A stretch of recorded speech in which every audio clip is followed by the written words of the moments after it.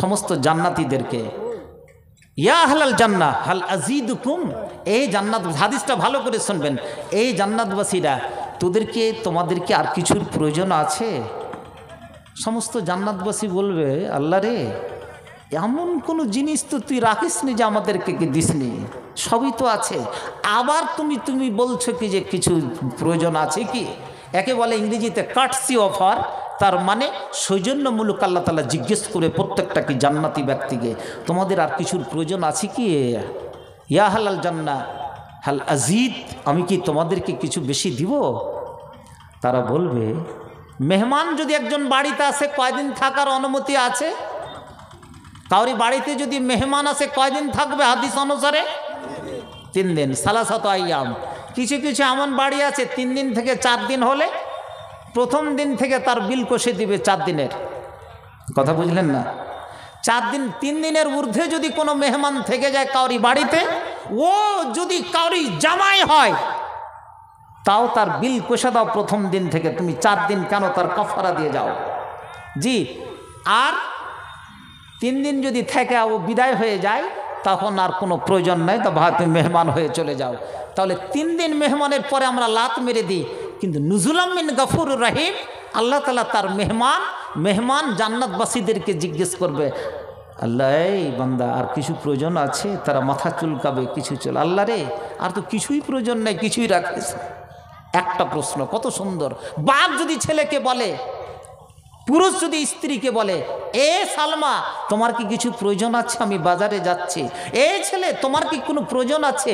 আমি বুক ডিপোতে যাচ্ছি, শামসি মার্কেটে যাচ্ছি, জি স্টাইল বাজারে যাচ্ছি, ভিআইপিতে যাচ্ছি, কিছু থাকলে বলো। এই কথা কে বলবে স্নেহ প্রেমের সঙ্গে? একমাত্র আল্লাহ বলছে জান্নাতবাসীদেরকে। এবারে বলবে, আর দ্বিতীয় প্রশ্ন করবে, হাল রাআইতুমুনি, তোমরা কি আমাকে দেখেছো? এ জান্নাতবাসীরা আল্লাহকে দেখেছো? এটা সবচেয়ে বড় কি নিয়ামত। কিয়ামতের দিনে জান্নাতে সবচেয়ে কি বড় নিয়ামত হবে? আল্লাহকে দেখা আর আল্লাহর রসুলকে দেখা। বলুন আলহামদুলিল্লাহ। এটাই হচ্ছে সবচেয়ে কি পড়ি, তার আগে কেউ কোনো দিন কি দেখতে পাবে না। তাহলে যে কোর্টটা বসেছে, কোর্টটা বসার পরে এটা একটা জালসা ইউনিক হয়েছে। আমি কমিটিবাসীকে আন্তরিক ধন্যবাদ, প্রেম, ভালোবাসা জানাচ্ছি যে তারা আজকে কি চেয়ারের কি ব্যবস্থা করেছে। ঠিক আল্লাহ তাআলা বলবে, এই কোটি কোটি চেয়ার লাগিয়ে দেওয়া হবে, চেয়ার আর টেবিল লাগিয়ে দেওয়া হবে। চেয়ার টেবিল লাগিয়ে দেওয়ার পরে আল্লাহ তাআলা বলবে যে তোমরা সমস্ত কি বোতল লাগিয়ে দাও। বোতল বলতে কি? যে যেটা খাই সেটাই বুঝে, যে জলের বোতল, ওই ভাই কইছে জলের বোতল লাগিয়ে দিবে। ভালো কথা, জলের বোতল নয়, সমস্ত কইছে না পেপসির বোতল, কোকোকলা, স্প্রাইট, সমস্ত লিকুইড জাতীয় পেপসির বোতল লাগিয়ে দেওয়া হবে। আপনি যেটা পেপসি, কোকোকোলা, স্প্রাইট মাজা পান করেছে সেটা নয়, সেখানকার সব বোতল লাগিয়ে দেওয়া হবে। আর কি লাগানো হবে? সূরা ওয়াকিয়াতে বলছে, ওয়ালাহমে তয়রিন মিম্মা ইয়াশতাহুন। কবুতরের মাংস খেয়েছেন, ঘুঘুর মাংস, সুন্দর ভাজা মাংসের প্লেট সেখানে রেখে দেওয়া হবে।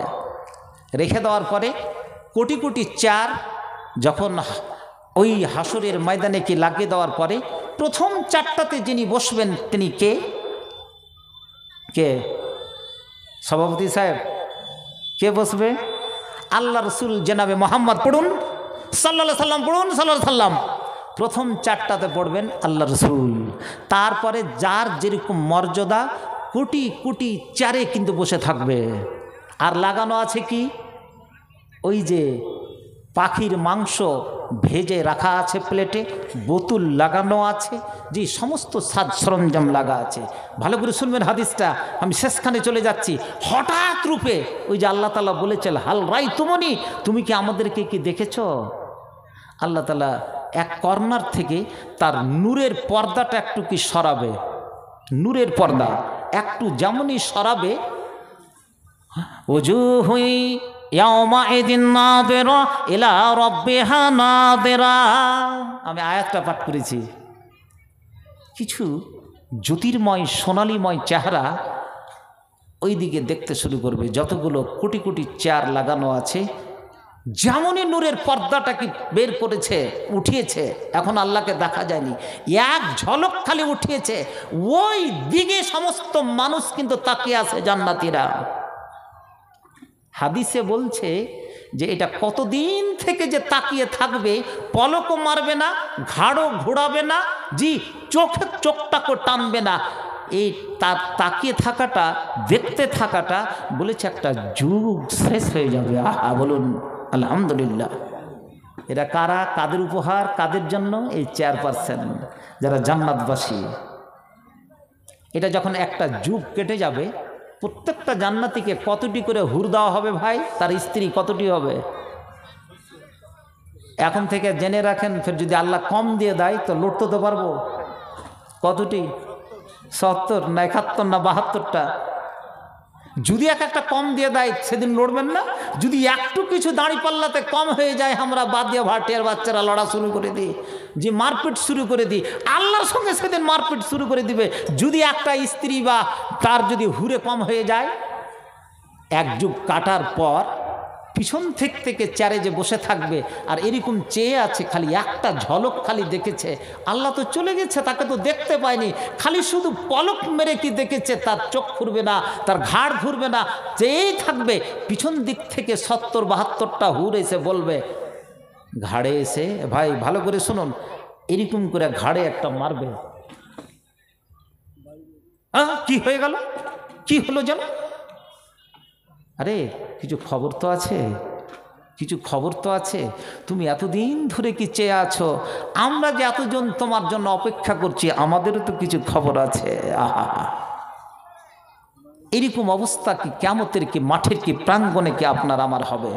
তাহলে যদি এরকম জিনিস কি হয়ে থাকে, তাহলে আমার আপনার জন্য আজকে কি সেই কম্পিটিশন, সেই মুসাবাকাত কি হওয়া চাই, এবং সেখানে করে কি পৌঁছে যাওয়া উচিত যে আমাদের আজকে কি দরকার, যে ওই সমস্ত জায়গাতে যদি আপনি পৌঁছতে যান, তাহলে আমাদের মতো হয়ে কি সেখানে পৌঁছতে হবে।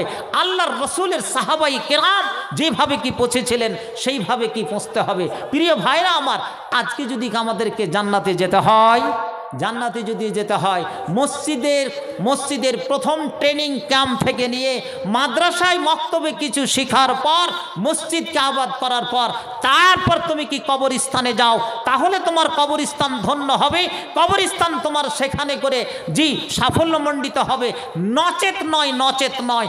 অতএব যখন এটা কি কবরস্থানের কি জালসা, আমি সিমরাহার জি ছোট বড় নির্বিশেষে, যুবক যুবতী, আবাল বৃদ্ধা বনিতা, সকলকে একটু অনুরোধ সহকারে দেশের ছেলে হিসাবে, 2 নম্বর ব্লকের অধিবাসী হিসাবে শেষ মুহূর্তে 10 মিনিট আপনাদেরকে একটু কষ্ট দিব, মা বোনদেরকে কষ্ট দিব, যারা ভলেন্টিয়ার আছে তারা সঙ্গ করে দেয়, 10 মিনিট আমাকে যেতে হবে অন্য একটি জায়গায়। অতএব আপনারা 10 মিনিট একটু আদান প্রদান করবেন। কবরস্থানের যখনই জালসা, আপনারা চটচট করে